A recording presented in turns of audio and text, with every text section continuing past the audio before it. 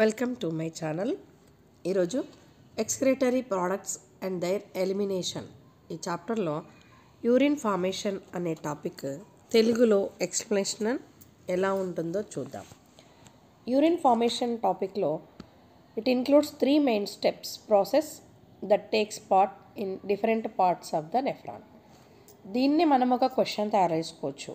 ఎట్లా అంటే ఎగ్జాంపుల్లో క్వశ్చన్లు ఇస్తాడు, which of the following 3 main steps, 3 అని కూడా ఇవ్వకపోవచ్చు. Main steps or process that take part in different parts of the nephron. మనం క్వశ్చన్ తయారు చేసుకుంటే ఆన్సర్ ఈజీగా అయిపోతుంది. GTT అంటే glomerular filtration, tubular filtration, tubular reabsorption and secretion. ఇక్కడ మనకి GTT అనే న్యూమోనిక్ రాసి పెట్టుకోవడం వల్ల రీఅబ్జార్ప్షన్, సెక్రేషన్ అంటే 2 ట్యూబులారే అయినా ఆర్డర్ ప్రకారం చూస్తే R వచ్చిన తర్వాత S వచ్చింది. ఇట్లా ఈ ఒకవేళ ఏది గుర్తులేకపోయినా ఫిల్ట్రేషన్, రీఅబ్జార్ప్షన్, సెక్రేషన్ FRS ఇట్లా అయినా గుర్తుపెట్టుకోవాలి. ఇది ఒక mnemonic. Glomerular filtration or ultra filtration అంటే ఈ రెండు కూడా సేమే. In urine formation the filtration of a blood which is carried out by the glomerulus is called glomerular filtration. ఇంతకుముందు వీడియోలో మనం దీని గురించి మాట్లాడుకున్నాం, లేబులింగ్ చెప్పాం. అది గుర్తుపెట్టుకుంటే ఇక్కడ మనకు ఈజీ అవుతుంది. కాబట్టి ఇది గ్లోమరులర్ అనేది ఎలా ఉంది ఆ స్ట్రక్చర్ చూసాం. It is passive process. యాక్టివ్కి పాసివ్కి తేడా ఏంటి అంటే ఎనర్జీ రిక్వైర్మెంట్ అయిన తర్వాత ఒక ప్రాసెస్ జరిగితే దాన్ని యాక్టివ్ అని, ఎనర్జీ లేకుండా చేసేది ప్యాసివ్. సో ఇది ప్యాసివ్గానే జరిగిపోతూ ఉంటుంది. The glomerular capillary blood pressure causes filtration of blood. ఇక్కడ మనకు బ్లడ్ ప్రెషర్ అనేది ఇంపార్టెంట్. ఈ బ్లడ్ ప్రెషర్ ఏంటంటే అఫరెంట్ నుంచి వచ్చేటప్పుడు బ్రాడ్గా వచ్చి ఎఫరెంట్ నుంచి స్లోగా అంటే నారోలో వెళ్తుంది. కాబట్టి ప్రెషర్ క్రియేట్ అవుతుంది. ఇది ఇంపార్టెంట్ ఇక్కడ. Filtration membrane consist 3 layers. ఒకటి endothelium glomerular of blood vessels, రెండోది ఎపిథీలియం ఆఫ్ బౌమన్స్ క్యాప్సుల్, మూడోది basement membrane between these 2 layers. So ఈ ఎపిథీలియల్ సెల్స్ ఏవైతే ఉన్నాయో Bowman's capsule are called podocytes are arranged in an intricate manner. So as it to leave some minute spaces called filtration slits or slit pores. Squamous ఎపిథీలియంలో సెల్స్కి మధ్యలో చిన్న చిన్న అరేంజ్మెంట్లో చిన్న intricate గ్యాప్లు ఏవైతే ఉంటే వాటిని మనం ఆ స్పేసెస్ని పోడోసైట్స్ అంటాం, స్ప్లిట్స్ అంటాం. దాని ద్వారా ఈ ఫిల్ట్రేషన్ అనేది జరుగుతుంది. The blood is filtered so finely through these membranes that almost all the constituents of plasma except the proteins pass in to the lumen of the Bowman's capsule. ఇక్కడ మెంబ్రెయిన్ నుంచి అంటే almost plasma తప్ప అంతా కూడా మొత్తం అంతా కూడా pass అవుతూ ఇక్కడ ఫిల్ట్రేషన్ జరుగుతుంది. అందువల్ల దీన్ని ఏమంటామంటే అల్ట్రా ఫిల్ట్రేషన్ అని అంటాం. నెక్స్ట్ ఇక్కడ మనం యావరేజ్ చూస్తే 1100 to 1200 ml of blood filter అయితే ఒక మినిట్కి ఇక్కడ ఈ ఫ్లోలో బ్లడ్ ఫ్లోలో రీనల్ బ్లడ్ ఫ్లోలో ఇక్కడ మనం క్వశ్చన్ అడిగేటప్పుడు కూడా ఈ వాల్యూమ్ అడుగుతాడు. తర్వాత కన్స్టిట్యూట్ రఫ్లీ 20 to 25% అంటే 1/5 పోర్షన్ పంప్డ్ అవుతుంది ఈ వెంట్రకిల్ నుంచి హార్ట్ ఇంటూ ఏ మైన్యూట్ కార్డియాక్ అవుట్పుట్లో. మనకి ఆ కార్డియాక్ అవుట్పుట్లో జనరల్గా 5 ml అంటే 5 లీటర్స్ వరకు ఒక కార్డియాక్ అవుట్పుట్ పర్ మినిట్కి ఎంత అవుతుంది అనేది మనకు ఒక క్వశ్చన్ కూడా ఉంది. The amount of the filtrate by the kidney per minute is called glomerular filtration rate. ఇక్కడ ఒక మినిట్కి ఎంత అయితే ఫిల్ట్రేట్ అవుతుందో ఆ amount of filtrate is called as a filtration rate. ఇక్కడ healthy individual approximately 125 ml per మినిట్కి 180 liters per day. So the kidney have built in a mechanism for the regulation of a glomerular filtration rate. Such efficient mechanism carried out by juxtaglomerular apparatus. దీని ద్వారా మనకి ఓస్మోరెగ్యులేషన్ అనేది జరుగుతుంది. ఈ glomerular apparatus special sensitive region formed by the cellular modifications in the distal convoluted tubule and the afferent arteriole at the location of their contact. ఈ రెండు కూడా కాంటాక్ట్లకు వచ్చినప్పుడు జరుగుతుంది. A fall in GFR can activate the JG cells. ఇక్కడ ఎప్పుడైతే మనకి filtration rate తగ్గుతుందో అప్పుడు జేజీ సెల్స్ని యాక్టివేట్ చేస్తాయి. ఈ జేజీ సెల్స్ రెనిన్ని స్టిమ్యులేట్ చేస్తాయి. ఈ స్టిమ్యులేట్ చేసిన రెనిన్ త్రూ బ్లడ్ ద్వారా మనకి ఫీడ్బ్యాక్ అనేది తీసుకెళ్తుంది. సో అప్పుడు మళ్ళీ ఫ్లో నార్మల్గా అయ్యే ఛాన్సెస్ ఉంటాయి. జిఎఫ్ఆర్ రేట్ అనేది మళ్ళీ నార్మల్ అవుతుంది. ఇందులో మనం 3 స్టెప్స్ మాట్లాడుకున్నాం. Tubular reabsorption, tubular secretion. So ఫస్ట్ది జీటీటీ అనుకున్న దాంట్లో గ్లోమరులర్ ఫిల్ట్రేషన్ అనేది ముందు ప్రాసెస్ కంప్లీట్ అయిపోయింది. ఇప్పుడు సెకండ్ ప్రాసెస్ రీఅబ్జార్ప్షన్లో సెలెక్టివ్ రీఅబ్జార్ప్షన్ అంటే ఏది పడితే దాన్ని రీఅబ్జార్బ్స్ అంటే ఏంది, రెండోసారి మళ్ళీ అబ్జర్వ్ చేసుకుంటుంది. It is selective process. Nearly 180 liters of glomerular filtrates is formed by kidney per day. అంటే 99% మళ్ళీ దీంట్లోంచి రీఅబ్జార్బ్ అయిన తర్వాత 1.5 liters మాత్రమే ఎక్స్క్రేటెడ్ యూరిన్ లాగా బయటకు వెళ్తుంది. Thus composition of a urine is different. So ultra filtration నుంచి యూరిన్ ఫామ్ అయ్యే వరకు కాంపోజిషన్లో చాలా డిఫరెంట్ ఉంటుంది. ఇక్కడ ప్యాసివ్ ఉంటుంది, యాక్టివ్ ప్రాసెస్ కూడా ఉంటుంది. సో ఈ రెండు ట్రాన్స్పోర్ట్ల ద్వారా డిఫరెంట్ పార్ట్స్ ఆఫ్ ద ట్యూబ్యూల్లో డిఫరెంట్గా రీఅబ్జార్ప్షన్ అనేది జరుగుతుంది. Some substances like glucose, amino acids, sodium etcetera are reabsorbed actively by using energy. ఇవి మాత్రం ఎనర్జీని యూజ్ చేసుకొని అబ్జర్వ్ అవుతాయి కాబట్టి యాక్టివ్ అని అంటాం. ఏవి? Glucose, amino acids, Na+. Nitrogenous waste like urea is absorbed passively. అంటే ఏ ఎనర్జీ లేకుండా యూరియా మాత్రం ప్యాసివ్గా రీఅబ్జర్బ్ అయిపోతుంది.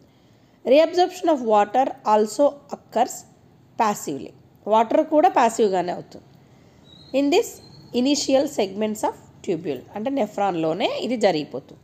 ఇది మనకు క్వశ్చన్ ఇచ్చేటప్పుడు ప్యాసివ్ని గుర్తించమని, యాక్టివ్ని గుర్తించమని ఇస్తాడు కాబట్టి ఇక్కడ మనం గుర్తుపెట్టుకోవాల్సిన key points. Tubular secretion. It is selective process, it is active process. Active అంటే ఇందాకనే అనుకున్నాం ఎనర్జీతో కూడుకున్నది. The tubular cells secrete substance like H+, K+ and ammonia into the filtrate. It helps in the maintenance of ionic and acid. అంటే acid and base మధ్యలో balance జరగడానికి ionics అనేవి మధ్యలో ఓస్మోరెగ్యులేషన్ ద్వారా స్టెబిలిటీ అనేది తీసుకుంటుంది. అది బాడీ ఫ్లూయిడ్స్లో జరుగుతుంది. Proximal convoluted tubule. It is present in the cortex. It is principal site of a reabsorption and secretion. ఇక్కడ మనకి రీఅబ్జార్ప్షన్ అనేది జరుగుతుంది.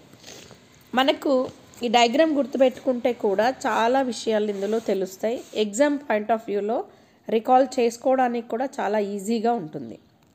PCT lined by simple cuboidal brush bordered epithelium. అక్కడ మనము బౌమన్స్ క్యాప్సూల్ చదివేటప్పుడు స్క్వామస్ అని చదివాం, సింపుల్ స్క్వామస్ అని చదివాం. ఇక్కడ క్యూబాయిడల్ బ్రష్ బార్డర్ అని చదువుతున్నాం. మ్యాచ్ ద ఫాలోయింగ్ ఇచ్చేటప్పుడు ఈ ఎపిథీలియం ప్లస్ ఇవి కూడా ఇస్తాడు.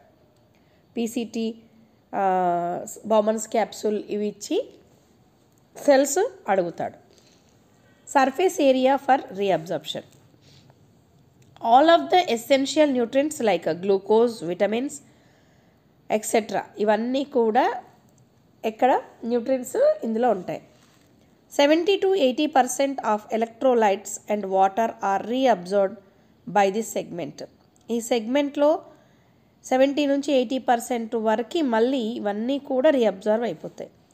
PCT also helps to maintain pH and ionic balance of the body fluids. Selective secretion of hydrogen ions, ammonia and potassium ions. So filtrate అనేది absorption జరిగేటప్పుడే bicarbonate కూడా అందులో include అవుతుంది.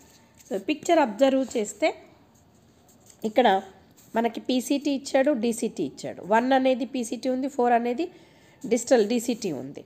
ఇక్కడ కిందికి వస్తే రెండోది డిసెండింగ్ లింబ్ ఉంది, thick segment of ascending limb ఉంది. ఇక్కడ డిసెండింగ్ లింబ్ థిన్, థిక్, ఈ రెండు కూడా మనం గుర్తుపెట్టుకోవాలి.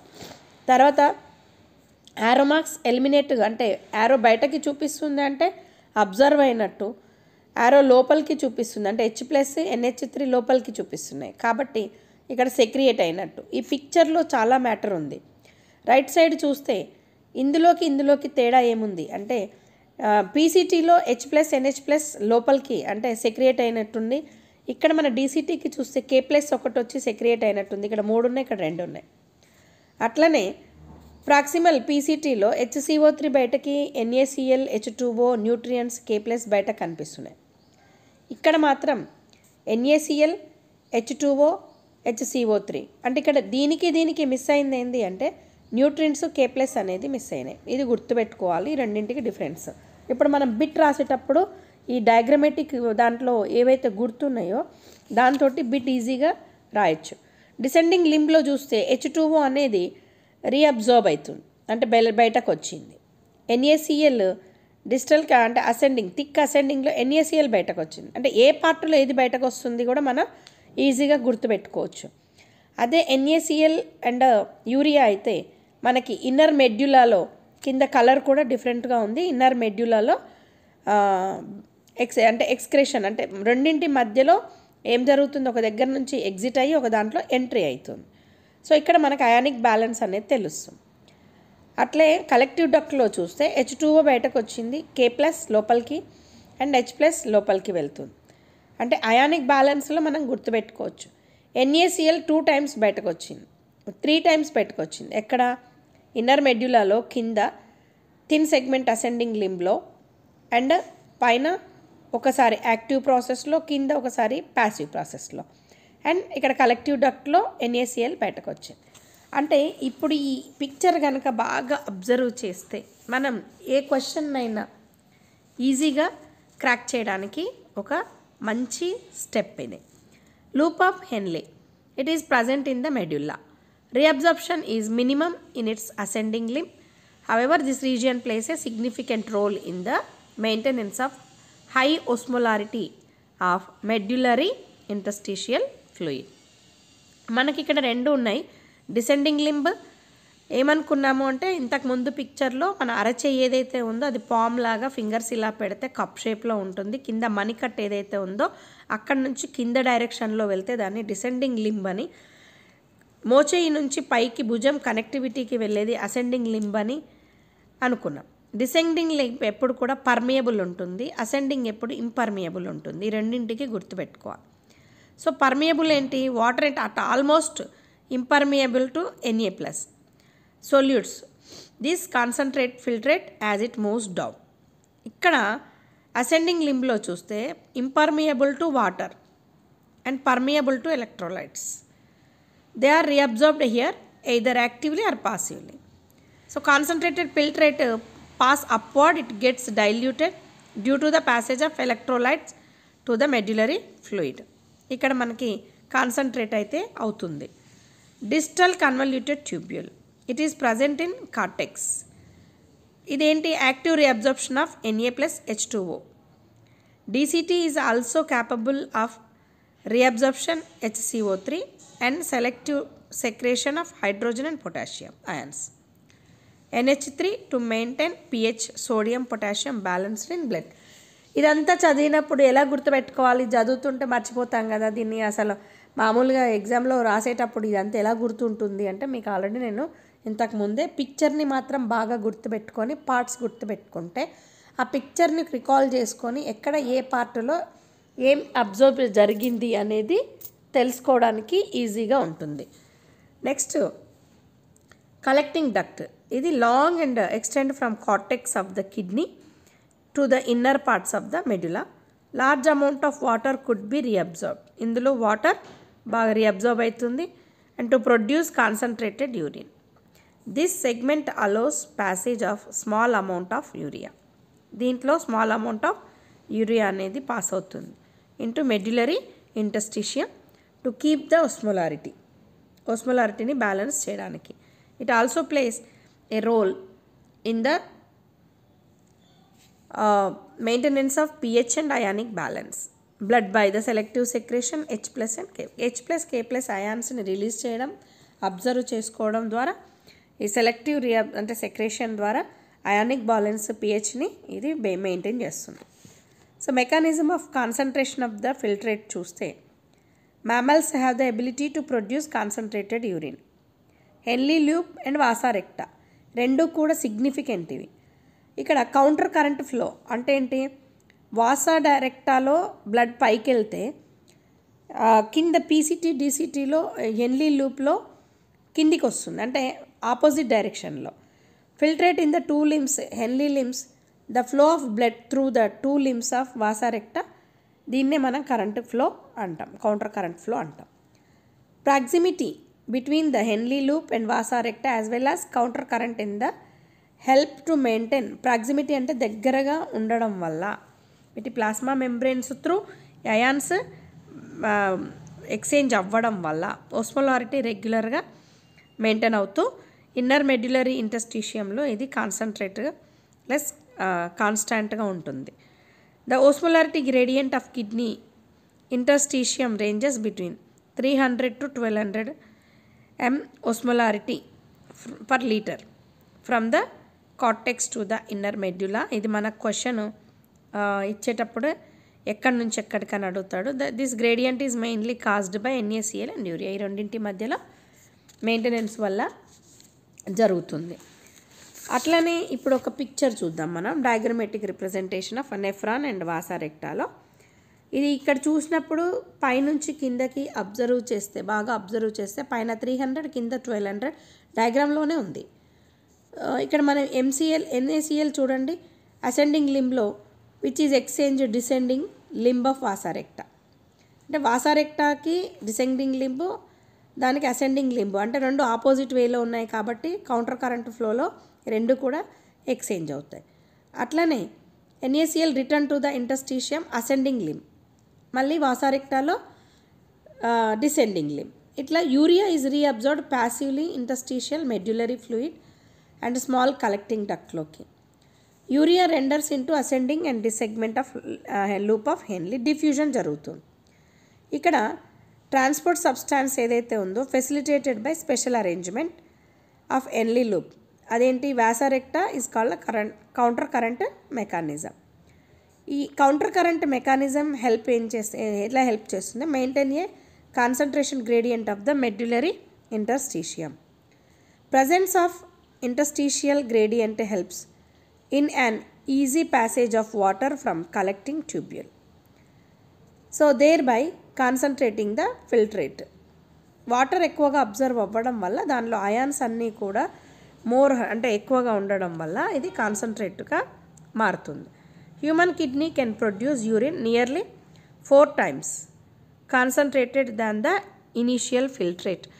అంటే ఫస్ట్ మనం అనుకున్నప్పుడు 180 లీటర్స్ యాక్చువల్గా బౌమాన్స్ క్యాప్సూల్ అనేది బ్లడ్ ద్వారా యూరియాని అన్నింటినీ వాటర్ని బయటకి 180 లీటర్స్ ఫామ్ చేస్తుంది. కానీ బయటకు వచ్చేసరికి అంటే ఎక్కడైతే మన కలెక్టింగ్ డక్ట్ దాకా వస్తుందో అక్కడికి వచ్చేసరికి 1/4 కాన్సన్ట్రేషన్ అవుతుంది. అంటే 1/4 ఆఫ్ వాటర్ మొత్తం అంతా అబ్జర్వ్ అయిపోయి మిగిలిన అయాన్స్ మాత్రం యూరియా అండ్ అదర్ సాల్ట్స్ మాత్రం ఎక్స్క్రేట్ అవుతాయి.